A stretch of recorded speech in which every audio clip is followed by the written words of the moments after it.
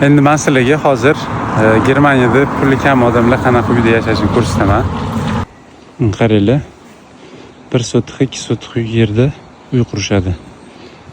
Keyin mana yana bunaqa bog'i bo'ladi. Uylari вообще kichkina mana.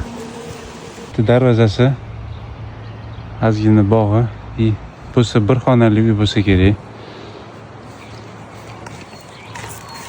Germaniyada ham shunaqa uylarni uchratishingiz mumkin. Bu odatiy hol. Zato mana shunaqa kichkina uyda yashashsa ham odamlar o'zini uyiga ega bo'lishadi. Hech qanaqa ijara, kreditlar qilishmaydi. Nima deb o'ylaysizlar? Bu uylar chiroylimi yoki umuman yashab bo'lmaydimi bunaqa uylarda? Odam sayohat qilgan sari dunyo qarashi oshib boradi, kengayadi deb aytishadi-yu. Mana shunaqa joylarni ko'rib, biz tushunib yetamiz, to что odamlarga ko'p narsa kerak emas. 1 sotix, 2 sotix yer, bir xona, 2 xonali uy bo'lsa yetadi.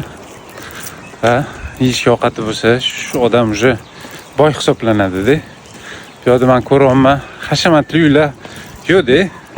Balki bordir katta shaharlarda yoki o'shaning atroflarida zo'r hashamatli 2-3 etajli uylar, qimmat mashinalar.